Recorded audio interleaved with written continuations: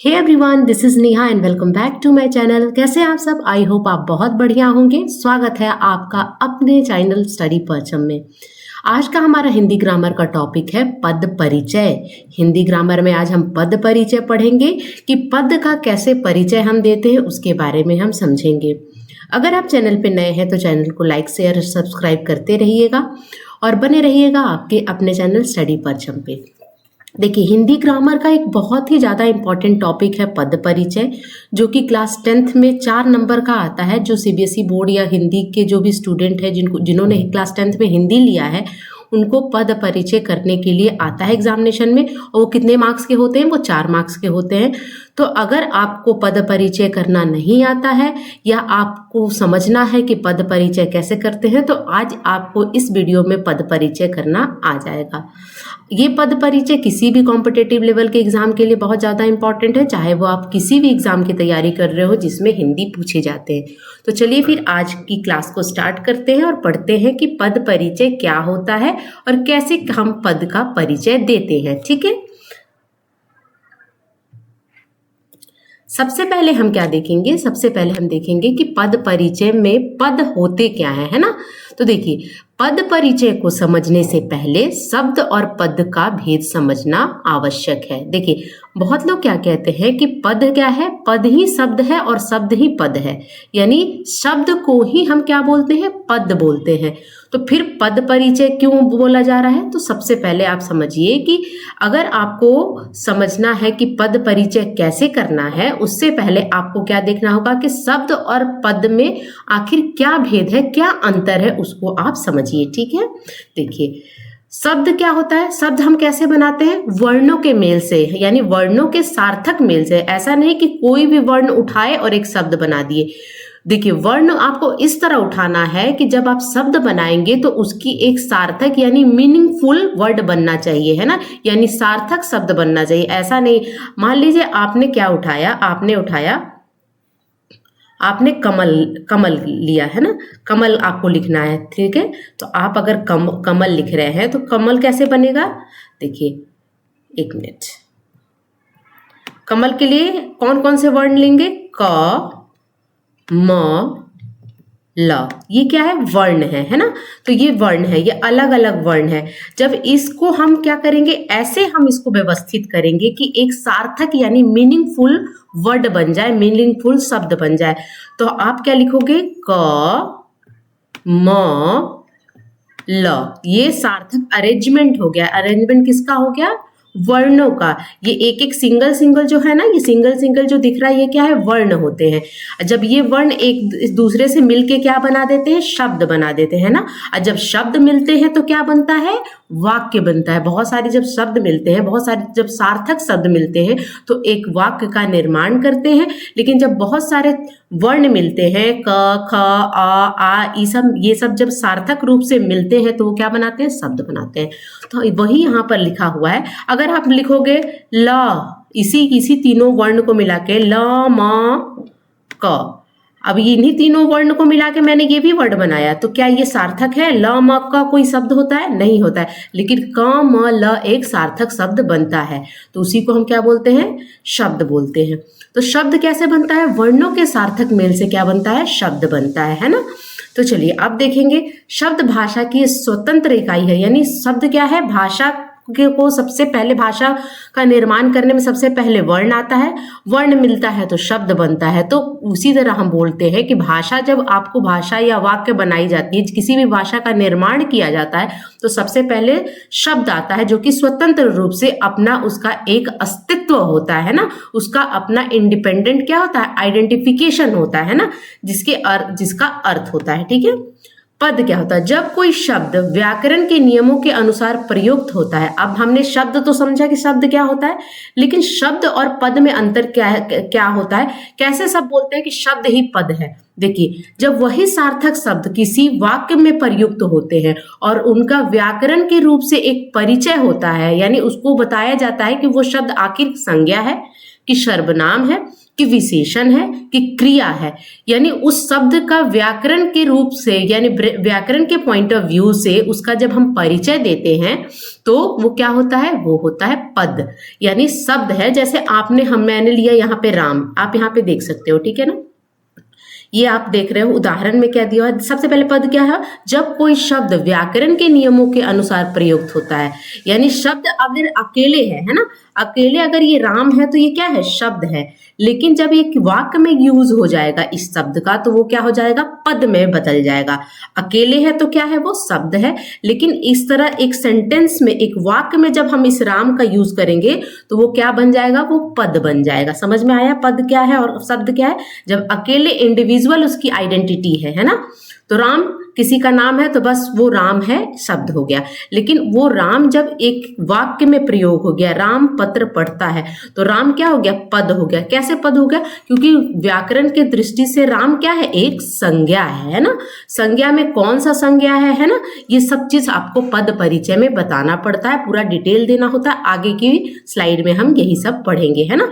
तो समझ में आया आपको कि शब्द और पद में अंतर क्या होता है, किसको हम शब्द बोलेंगे और किसको पद बोलेंगे। जैसे देखिए उदाहरण के लिए राम, आप यहाँ पे देखिए राम पत्र पढ़ता है, लेकिन ये किन तीन शब्दों से मिलके बना है, राम से, पत्र से और पढ़ना, इन तीनों शब्द से मिलके ये वाक्य कंप्लीट हुआ है। तो यहाँ पर ये सब क्या है, शब्द है, क्योंकि ये वाक्य में प्रयुक्त नहीं हुए हैं और ये स्वतंत्र रूप में है। लेकिन जब ये एक दूसरे से मिलके एक दूसरे को क्या कर रहे हैं, डिफाइन कर रहे हैं, एक दूसरे पर क्या कर रहे हैं, एक दूसरे को परिभाषित कर रहे हैं, तो ये क्या हो गए, पद हो गए, है ना। राम ने पत्र पढ़ा, है ना, ये तीनों शब्द मिला के ये दोनों शब्द वाक्य आपके बन गए।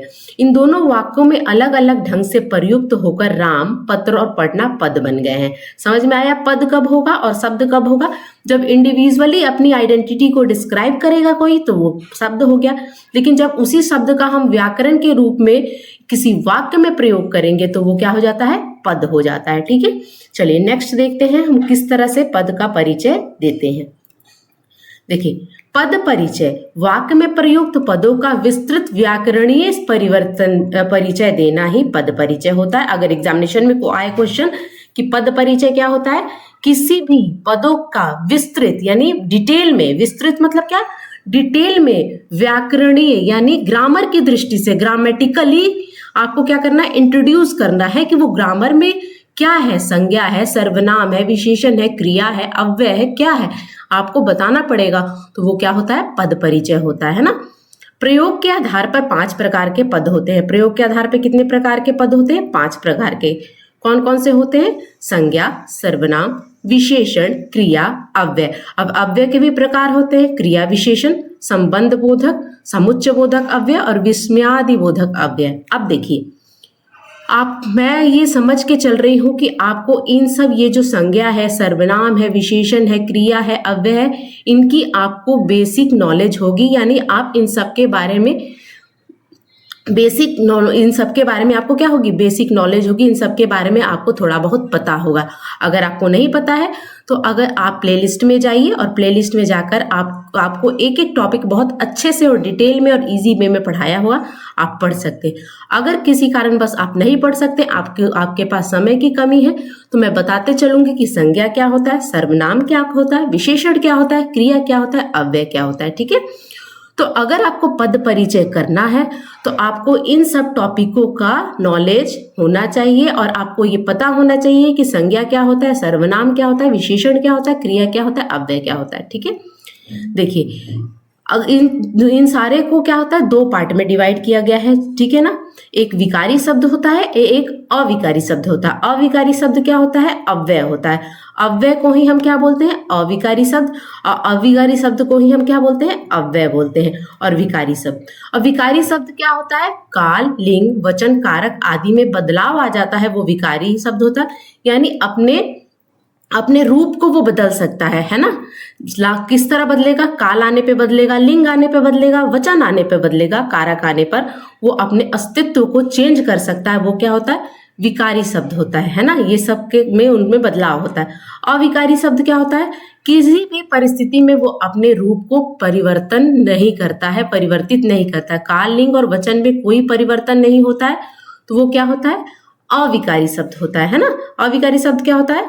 जब काल, लिंग और वचन में कोई परिवर्तन नहीं होता है तो वो अविकारी शब्द होता है। और विकारी शब्द क्या होता है? जब काल, लिंग, वचन, कारक आदि में बदलाव आ जाए वो होता है विकारी शब्द। यानी यहाँ पे चेंज हो सकता है, यहाँ पे चेंज नहीं हो सकता। तो आपको ये जो संज्ञा, सर्वनाम, विशेषण और क्रिया जो दिख रहा है ये क्या है? विकारी शब्द है ना। ये शब्द में बदलाव आता है, कब आएगा? जब काल, लिंग और वचन कारक के साथ मिलेंगे तो, और इनके अनुसार इनमें बदलाव आता है। लेकिन जो अव्यय होता है ये होता है अविकारी शब्द, ये होता है अविकारी शब्द। यानी विकारी शब्द ये है, ये चारों क्या होते हैं? विकारी शब्द। अगर क्वेश्चन आए कि विकारी शब्द में कौन कौन आते हैं, तो संज्ञा आएगा, सर्वनाम आएगा, विशेषण आएगा और क्रिया आएगा। ये है विकारी शब्द। विकारी मतलब बदल सकता है, लेकिन अविकारी शब्द कभी नहीं बदलता, कभी चेंज नहीं होता। और उसमें क्या आता है? अव्यय। अव्यय में भी कौन से? क्रिया, विशेषण, संबंध बोधक, समुच्चय बोधक और विस्मयादि बोधक। ठीक है, तो चलिए अब इसमें हम क्या करेंगे? इन सबको अलग अलग से एक एक करके हम पढ़ेंगे। ठीक है, सबसे पहले हम संज्ञा का पद परिचय पढ़ेंगे और कैसे हम संज्ञा का पद परिचय करते हैं। अगर एग्जाम में आए तो आपको अगर कोई संज्ञा शब्द आ जाए तो उसका आप कैसे पद परिचय करेंगे वो हम देखेंगे। देखिए, संज्ञा का शब्द परिचय करने में आपको किन किन चीजों पे ध्यान देना है? आपको देना है कि अगर संज्ञा है तो उसका भेद कौन सा होगा। ठीक है, संज्ञा का भेद क्या होगा, उसमें लिंग कौन सा प्रयोग हुआ है, वचन कौन सा है, कारक कौन सा है और कौन सी क्रिया बता रहा है, वो क्या होगा? संज्ञा का पद परिचय करने में आपको क्या करेगा? हेल्प करेगा। ठीक है, तो देखिए एक उदाहरण में आपको एग्जामिनेशन में इस तरह के एक वाक्य दे दिया जाएगा, खुशी ने गृह कार्य कर लिया। इस तरह का वाक्य दे दिया जाएगा और एक शब्द के नीचे आपको अंडरलाइन दे दिया जाएगा, या तो वो संज्ञा होगा या तो सर्वनाम होगा, वो किसी भी शब्द के नीचे आपको अंडरलाइन कर दिया जाएगा। यहाँ पे क्या है कि यहाँ पे खुशी के नीचे अंडरलाइन है, यानी रेखा डाल दी गई है। तो आपको यहाँ पर किसका पद परिचय देना है? खुशी का।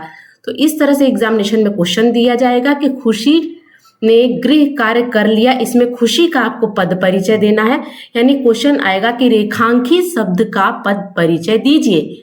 तो अब आपको अगर पद परिचय आएगा और आपको पता होगा रूल, किसके संज्ञा में हम किन किन चीजों पर ध्यान देते हैं, संज्ञा का पद परिचय करने में कौन कौन बातें, किस किस बातों को, कौन कौन सी बातों को कैसे कैसे हमें लिखना है, वो अगर आपको याद रहेगा तो आप आसानी से इसका पद परिचय कर सकते हैं। जैसे आप यहाँ पे रेखांकित शब्द क्या देख रहे हैं, किसके नीचे अंडरलाइन है? खुशी के नीचे। तो खुशी क्या है? संज्ञा है। यानी आप समझ गए कि अभी हमको किसका पद परिचय देना है? संज्ञा का देना है। तो सबसे पहले खुशी क्या है? संज्ञा है। तो आपने क्या लिखा फर्स्ट लाइन में? खुशी क्या है? संज्ञा है। अब संज्ञा का भेद, यानी संज्ञा का कौन सा भेद है? संज्ञा के 3 भेद होते हैं। ठीक है, व्यक्तिवाचक, जातिवाचक और भाववाचक संज्ञा, 3 तरह की संज्ञा होती है। तो यहाँ पे खुशी जो है वो क्या है? व्यक्तिवाचक संज्ञा। खुशी क्या है? किसी भी व्यक्ति का नाम होता है। तो नाम जो होता है ना, नाम वो क्या होता है? व्यक्तिवाचक संज्ञा होता है ना, नाम है वो। क्योंकि अगर आप खुशी नाम सुनो तो कोई खुशी नाम की लड़की होगी जो आपके आसपास रहती होगी, उसका फेस आपके सामने आने लगेगा, यानी व्यक्तिवाचक संज्ञा है। तो हमें यहाँ पे क्या पता चला कि हमें खुशी के नीचे अंडरलाइन है, यानी कि हमको पता है कि खुशी क्या है? संज्ञा है। तो यानी हमें संज्ञा का पद परिचय देना है। तो खुशी क्या है? सबसे पहले हम क्या लिखेंगे? संज्ञा है ना। और उसका भेद कौन सा है, यानी कौन संज्ञा में कौन सी संज्ञा है? तो व्यक्तिवाचक संज्ञा। दूसरा, लिंग कौन सा है? तो खुशी क्या है? लड़की है। तो दूसरे में हम क्या लिखेंगे? स्त्रीलिंग है ना। खुशी कितनी लड़कियां? एक ही है ना, तो ये एक वचन। वचन क्या है? एक वचन और बहुवचन होता है ना, तो खुशी तो अकेले है तो इसीलिए एक वचन। और खुशी ने गृह कार्य कर लिया, यानी काम किसने किया? खुशी ने किया। तो खुशी यहाँ पे क्या है? कर्ता है ना। काम करने वाले को क्या कहते हैं? कर्ता। कर्ता ने, तो कर्ता ने में कौन सा कारक चिन्ह लगता है? ने लगता है ना। तो कर्ता कारक कर लिया क्रिया की करता है, यानी यहाँ पे आपको क्रिया की कारक चिन्ह यहाँ पे कौन सा लगेगा? ने लगेगा, यानी कर्ता कारक लगेगा। यहाँ पे कारक क्या बताना है? कर्ता कारक है ना। और क्रिया के साथ संबंध बताना है तो कर लिया क्रिया की करता है, यानी कर लिया जो क्रिया है वो किसके लिए प्रयुक्त हुआ है, किसके लिए यूज हुआ है? खुशी के लिए। तो खुशी काम कर रही है तो यहाँ पे कर्ता कारक हो जाएगा, क्योंकि खुशी ने है तो ने किसका है? कर्ता कारक का, है ना। कर्ता ने, कर्म को, कर्ण से, ये बहुत डिटेल में पढ़ाया गया है। प्लेलिस्ट में जा सकते हैं, प्लेलिस्ट में आपको हिंदी ग्रामर नाम की एक प्लेलिस्ट मिलेगी, उसमें डिटेल में सारे ग्रामर आपको पढ़ाए हुए हैं। आप जाइए, विजिट कीजिए और स्टडी पर्सन ऐप पर और स्टडी पर्सन चैनल पे, और वहाँ पे आप जाके देख सकते हैं। एक एक ग्रामर को बहुत अच्छे से पढ़ाया हुआ है, उसको समझिए, फिर ये टॉपिक आपको समझने में कहीं भी दिक्कत नहीं होगी।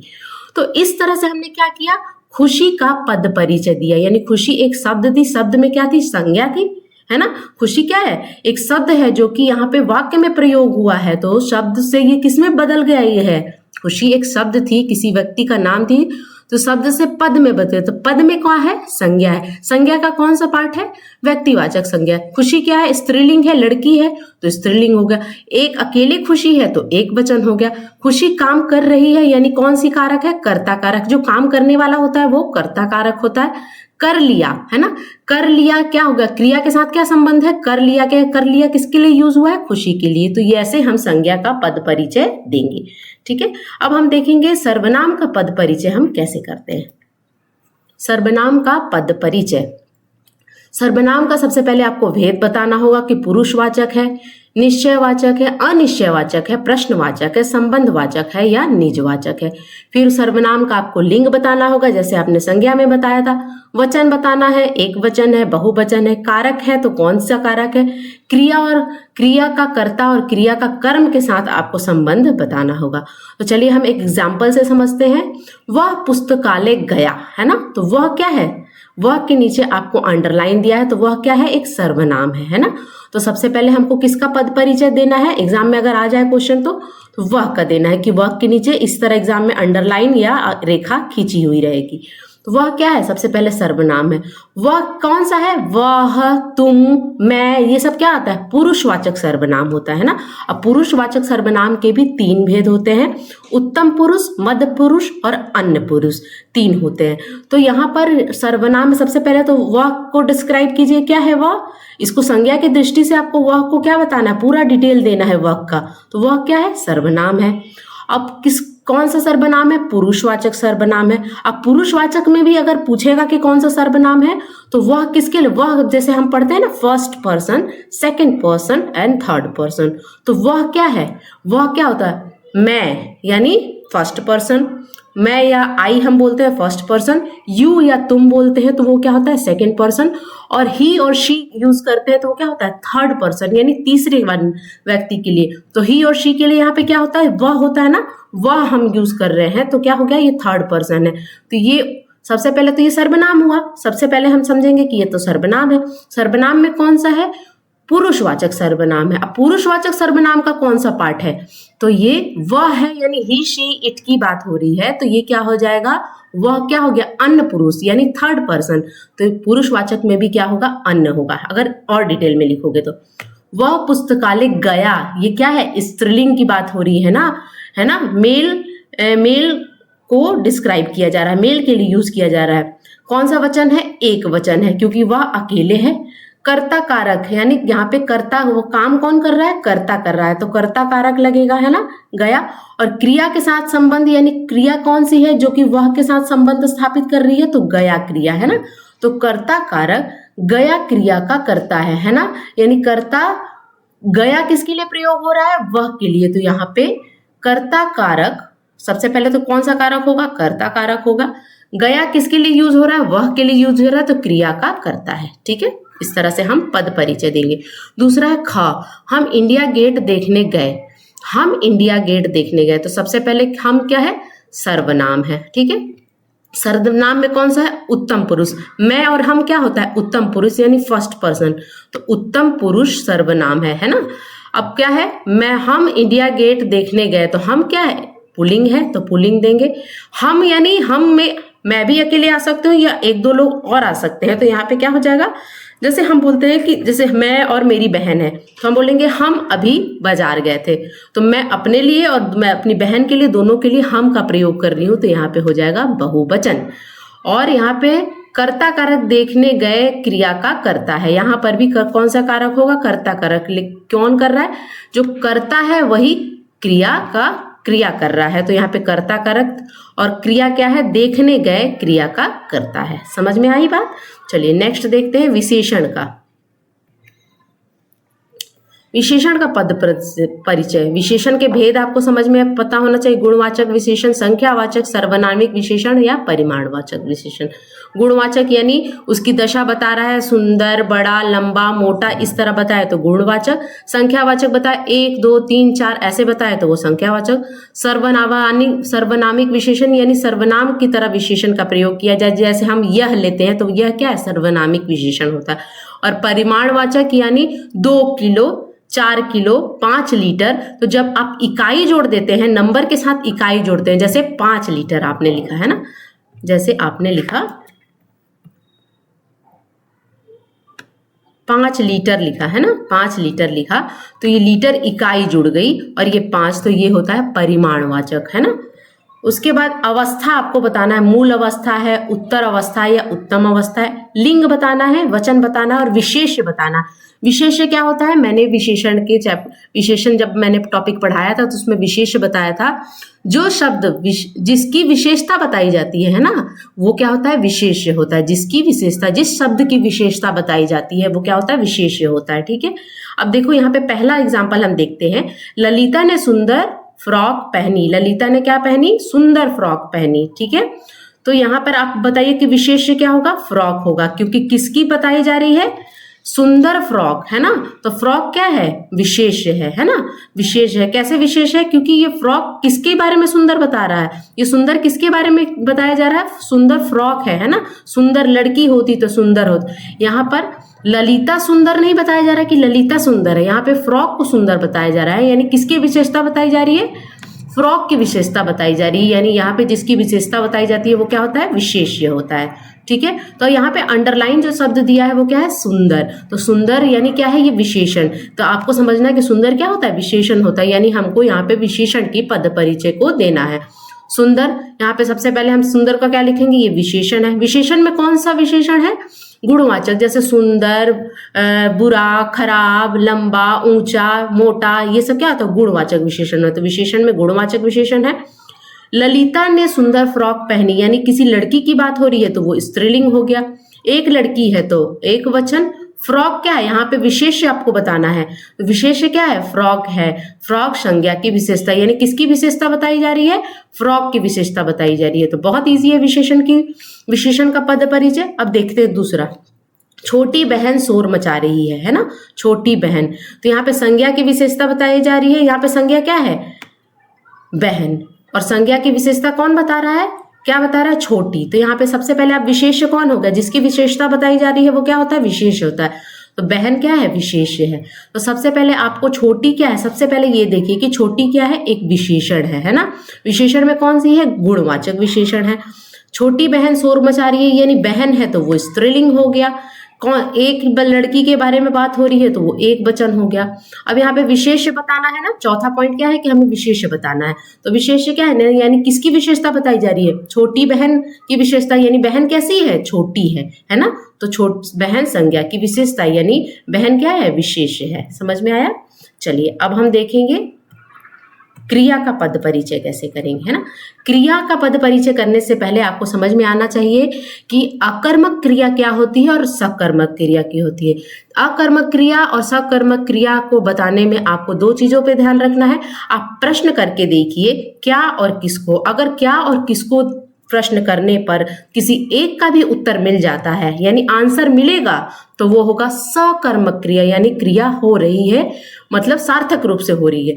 अगर क्या और किसको करने पर आपका नहीं मिलता है, प्रश्न का उत्तर नहीं मिलता है, तो वो क्या होगी, अकर्मक क्रिया होगी, है ना। अ मतलब नहीं, है ना।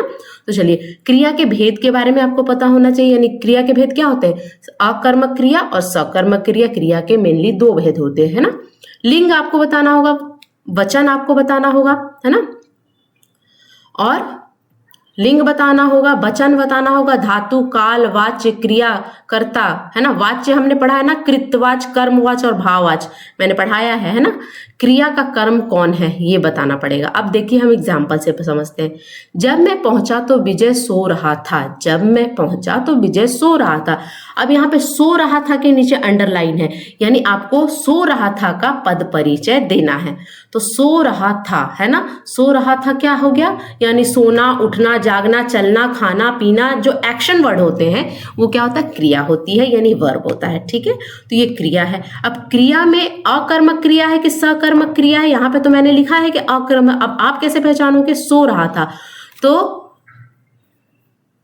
अगर प्रश्न पढ़ करिए, क्या सो रहा था, क्या सो रहा था आपको मिला आंसर नहीं ना, किसको सो रहा था आपको आंसर मिला नहीं मिला। तो अगर जब आंसर नहीं मिले तो वो क्या हो जाएगा, अकर्मक क्रिया हो, यानी ये क्रिया है। क्रिया का कौन सा भेद है, भेद बताना था ना, तो अकर्मक क्रिया है। अब अच्छा, आपको यहाँ पे काल भी बताना होता है ना, यहाँ पे आपको क्रिया में काल भी बताना होता है, आप ध्यान रखिएगा। संज्ञा में आपको काल नहीं बताना रहता है, सर्वनाम में आपको काल नहीं बताना रहता है, विशेषण में आपको काल नहीं बताना। काल किस में बताना है, क्रिया में बताना है। तो यहाँ पे था लगा है ना, यानी सो रहा था, यानी ये भूतकाल में हो चुका है, यानी पास्ट टेंस को बता रहा है, तो ये भूतकाल हो गया। ठीक है ना। अब लिंग कौन सा है, यहाँ पे अब क्या पूछ रहा है, लिंग भी बताना है आपको। अब हमने क्या क्या देख लिया, हमने भेद देख लिया, हमने काल देख लिया, है ना। अब लिंग क्या है, तो पुल्लिंग है ना, क्योंकि यहाँ पे विजय की बात हो रही है, लड़के की बात हो रही है, तो पुल्लिंग हो गया। और सिर्फ एक लड़के की बात हो रही है, तो यहाँ पे वचन भी हमें मिल गया। कौन सा वचन है, एक वचन। अब यहाँ पे कर्ता कौन है, कर्ता विजय है, कर्ता का क्रिया है, कर्ता का क्रिया विजय है। और यहाँ पे कौन सा वाच्य होगा, कृतवाच्य, जो काम करता है वो कृतवाच्य होता है। दूसरा है मुझे प्रधानाचार्य से पुरस्कार मिला था। मुझे प्रधानाचार्य से मिला था, आपका यहाँ पे आपको क्या करना है, आपको पद परिचय देना। अब मिला था का क्या होगा, मिला था यानी क्रिया है। सबसे पहले तो हम ये देख लेंगे कि क्रिया है। अब क्रिया में कौन सी क्रिया है, तो आप प्रश्न करके देखिए कि अकर्मक क्रिया है कि सकर्मक क्रिया। अकर्मक क्रिया में आपको प्रश्न का उत्तर नहीं मिलेगा, सकर्मक क्रिया में आपको प्रश्न का उत्तर मिलेगा। अब हम प्रश्न करते हैं, आपको प्रधानाचार्य से क्या मिला था, पुरस्कार मिला था। किसको मिला था, मुझे मिला था, यानी प्रश्न का उत्तर मिल रहा है। तो आप यहाँ पे क्या करोगे, सबसे पहले आप बताओगे कि मिला था क्या है, क्रिया है। क्रिया में कौन सा क्रिया है, सकर्मक क्रिया है। अब यहाँ पे कौन सा काल है, तो पूर्ण भूतकाल है, यानी उसको मिल चुका है, फिक्स है ना, तो पूर्ण भूतकाल है, या भूतकाल भी आप लिखोगे तो चलेगा। अब किसके लिए बात हो रही है, पुरस्कार मुझे मिला था, यानी ये पुल्लिंग हो गया। एक व्यक्ति की बात हो रही है, एक वचन, और कर्ता कौन है यहाँ पे, मुझे, कर्ता के, और मुझे और मिला था किसके लिए यूज हुआ है, मुझे के लिए, तो यहाँ पे मुझे कर्ता की क्रिया होगा। समझ में आया बात। चलो नेक्स्ट देखते हैं। अब अव्यय क्या, कैसे पद परिचय। अव्यय क्या होता है, अविकारी शब्द। अविकारी शब्द जो कि किसी भी परिस्थिति में नहीं बदलते हैं। उसमें सबसे पहले हम देखेंगे क्रिया विशेषण। क्रिया विशेषण क्या होता है, ये भी डिटेल में पढ़ाया हुआ है, आप प्लेलिस्ट में जाके देखिए। क्रिया, जो क्रिया की विशेषता बताता है वो क्रिया विशेषण होता है। ठीक है ना, जो कि क्रिया की विशेषता बताए। तो सबसे पहले आपको क्रिया विशेषण के भेद का पता होना चाहिए। 4 तरह के क्रिया विशेषण होते के भेद होते हैं, स्थानवाचक क्रिया विशेषण, रीतवाचक क्रिया विशेषण, और कालवाचक क्रिया विशेषण, और परिणामवाचक क्रिया विशेषण। तो ये 4 तरह के क्रिया विशेषण होते हैं, आपको पता होना चाहिए। चलिए, क्रिया विशेषण का भेद, उपभेद। उपभेद यानी आपको उपभेद बताना होगा, विशेष्य बताना होगा, जो कि क्रिया की विशेषता बता रहा है। यानी यहाँ पे, वहां पे हम किसकी विशेषता, जो संज्ञा की विशेषता बता रहा था, तो हम संज्ञा वर्ड को चुन रहे थे, किसमें, विशेषण वाले में। लेकिन यहाँ पे क्रिया किसकी विशेषता बता रहा है, उस वर्ड को यहाँ पे हम करेंगे। अब यहाँ पे एग्जाम्पल से समझते हैं और समझ में आएगा आपको अच्छे से। चंद्रकांता मधुमिता के साथ उधर गई, है ना, उधर, इधर, ऊपर, नीचे, है ना, दाएं बाएं, है ना, ये क्या होता है, क्रिया विशेषण होता है। तो उधर क्या है, ये क्रिया विशेषण है। तो सबसे पहले आप क्या दोगे, उधर का, यानी अंडरलाइन शब्द क्या है, उधर है, तो उधर का क्या होगा, उधर क्या है, क्रिया विशेषण है। क्रिया विशेषण में इधर उधर क्या होता है, ये स्थान को बता रहा है। इधर आओ, ऊपर जाओ, नीचे जाओ, है ना, उधर जाओ, तो ये क्या होता है, स्थान को बता रहा है, किसी जगह को बता रहा है, तो स्थानवाचक क्रिया विशेषण, है ना। अब यहाँ पे क्या देखना है, गई है क्रिया के स्थान पे विशेषता। अब यहाँ पे विशेष क्या है, यानी विशेष किसकी विशेषता बता रहा है, गई है की, यानी किस क्रिया की विशेषता बता रहा है, उधर इधर किसकी कौन सी क्रिया की विशेषता बता रहा है, तो गई है जो क्रिया है इसी की विशेषता तो बता रहा है। इधर इधर उधर किसकी विशेषता बता रहा है, कौन सी, हम क्या पढ़ते हैं कि क्रिया विशेषण किसे बोलते हैं, जो कि क्रिया की विशेषता बताता है। तो कौन यहाँ पे क्रिया कौन है, गई है, तो यहाँ पे गई है यानी क्रिया के स्थान पे विशेषता है ना, तो क्रिया की विशेषता कौन बता रहा है, गई है। ठीक है, आनंद हमारे घर परसों आया, आनंद हमारे घर कब आया, परसों आया। अब यहाँ पे तो स्थान था, परसों क्या होता है, आज कल परसों है ना, ये क्या बता रहा है, ये काल को बता रहा है, टाइम को बता रहा है ना, परसों है ना, कब आओगे तो परसों आएंगे, यानी आप टाइम को बता रहे हो, काल को बता रहे हो, कालवाचक यानी टाइम को। तो सबसे पहले परसों क्या हो गया, क्रिया विशेषण हो गया, क्रिया विशेषण में कौन सा हो गया, कालवाचक क्रिया विशेषण है ना। अब यहाँ पे किस क्रिया की विशेषता, यानी यहाँ पे क्रिया क्या है, परसों किसके लिए यूज हो रहा है, आएगा है ना, यहाँ पे ये नहीं, देखिए उसमें था विशेषण वाले में हम आनंद को बताते हैं ना, लेकिन यहाँ पे हम क्रिया को बताएंगे, तो यहाँ पे क्रिया कौन सी लगी है, आएगा। आएगा क्रिया के काल की विशेषता बता रहा है, यानी क्रिया विशेषण है और कालवाचक क्रिया विशेषण है, और कौन से क्रिया का यूज किया गया है, तो आएगा का। समझ में आया, चलिए नेक्स्ट देखते हैं, संबंध बोधक अव्यय। संबंध बोधक अव्यय का पद परिचय कैसे करेंगे। दिनेश, संबंध क्या होता है, जब दो संज्ञा या दो सर्वनाम या एक संज्ञा एक सर्वनाम को जब हम दोनों के बीच में संबंध स्थापित करेंगे तो वो संबंध बोधक अव्यय होता है, और उसी का हम पद परिचय करेंगे। दिनेश ने प्रकाश से पहले भोजन कर लिया, दिनेश ने प्रकाश से पहले भोजन कर लिया है ना, तो भोजन यहाँ पे दिनेश ने प्रकाश यानी दो संज्ञा है ना, और इसको क्या कर रहा है, इसमें क्या कर रहा है, संबंध स्थापित कर रहा है। कैसे कर रहा है, से पहले है ना, से पहले क्या होगा, यहाँ पे संबंध स्थापित कर रहा है, यानी से पहले क्या हो गया, संबंध बोधक अव्यय हो गया। और इसका संबंध बोधक लिखेंगे सबसे पहले हम, से पहले का करना है, यानी अंडरलाइन शब्द क्या है, से पहले।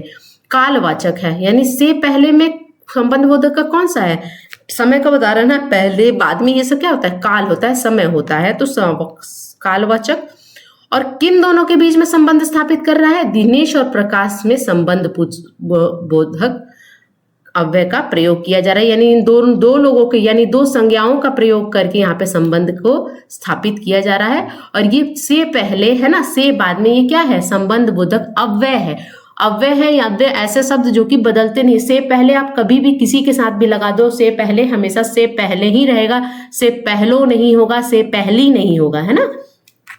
दूसरा है रुपेश के साथ अमित अंबाला आया, यानी रुपेश के साथ अमित, यहाँ भी दो संज्ञा है, एक संज्ञा रुपेश है, दूसरा हो गया अमित, और दोनों के बीच संबंध कौन स्थापित कर रहा है, ये के साथ वाला अव्यय, तो ये संबंध बोधक अव्यय हो गया। तो सबसे पहले हम क्या लिखेंगे कि संबंध बोधक अव्यय है ये, उसमें कौन सा संबंध बोधक अव्यय है, संग वाला है ना, संग वाला है, यानी दोनों को साथ जब प्रयुक्त करते हैं ना तो क्या होता है, संग वाला होता है ना, ये संग है, संगवाचक है, संग मतलब मिला हुआ एक साथ है ना। और किन दोनों के बीच में संबंध सूचक है, रमेश और अमित के बीच में है ना, रुपेश एंड अमित के बीच में। समझ में आया, चलिए नेक्स्ट देखते हैं, समुच्चय बोधक अव्यय का पद परिचय कैसे करेंगे।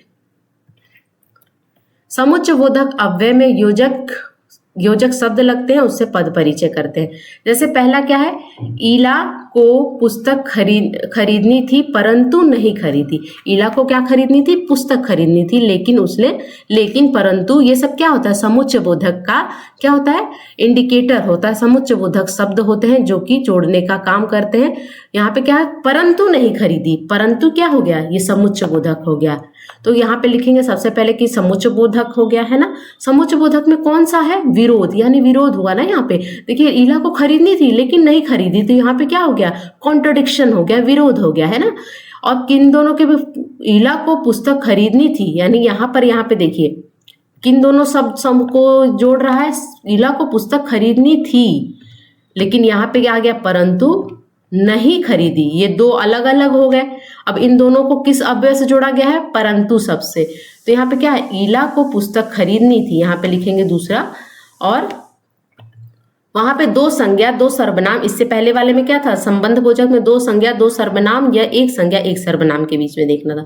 यहाँ पे पूरा का पूरा सेंटेंस आ रहा है, पूरा का पूरा वाक्य आ रहा है। और नहीं खरीदनी थी दोनों के बीच में जब हम समुच्चय बोधक अव्यय को जोड़ते हैं, जैसे परंतु, है ना, परंतु, और क्या हो सकता है, ताकि, लेकिन, इस तरह के जब शब्द का यूज करते हैं तो वो समुच्चय बोधक अव्यय होते हैं। ठीक है, उपयुक्त को जोड़ लेते हैं, यानी इन दोनों को, ये अलग हो गया, ये अलग हो गया और ये अलग हो गया। ठीक है, नीचे वाला, और इसको इन दोनों को कौन जोड़ रहा है, परंतु जोड़ रहा है। ठीक है ना, तो जोड़ने का कार्य विरोध दर्शाता है। यहाँ पे क्या दर्शाया जा रहा है, विरोध। खरीदना था लेकिन नहीं खरीदे, है ना, तो यहाँ पे विरोध को दर्शाया जा रहा है। दूसरा है सुमित को बुलाओ ताकि सुशांत को समझाए। सुमित को बुलाओ ताकि सुशांत को समझाए, है ना।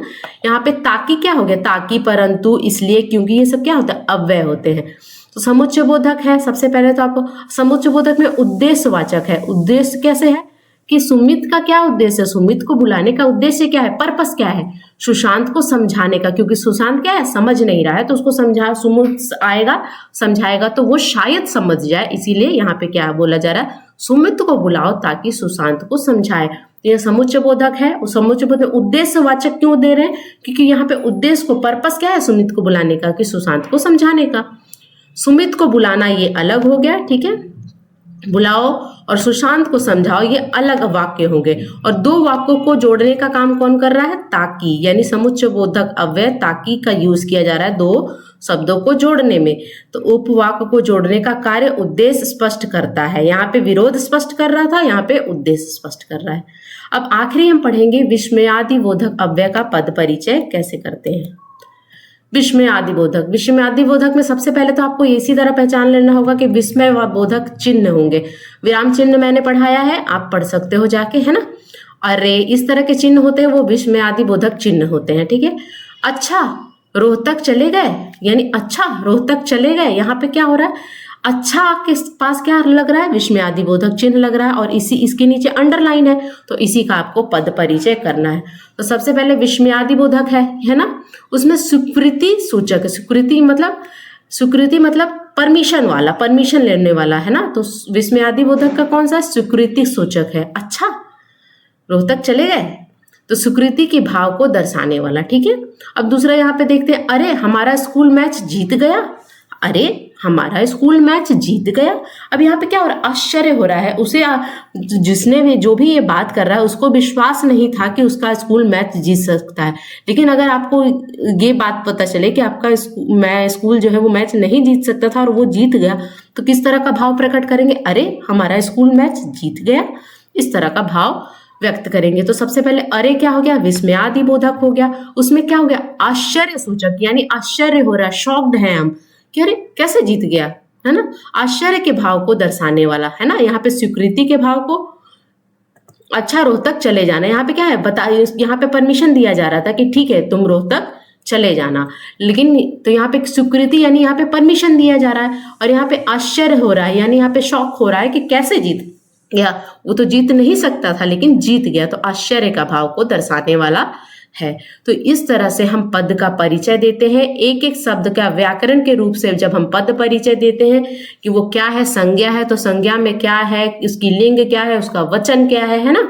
सर्वनाम है तो उसका लिंग क्या है, वचन क्या है, सर्वनाम का वेद कौन सा है ना, कारक चिन्ह कौन सा प्रयोग किया है। तो व्याकरण की दृष्टि से किसी भी शब्द का हम परिचय देते हैं तो वो पद परिचय कहलाता है, और ये बहुत इंपॉर्टेंट है एग्जामिनेशन पॉइंट ऑफ व्यू से।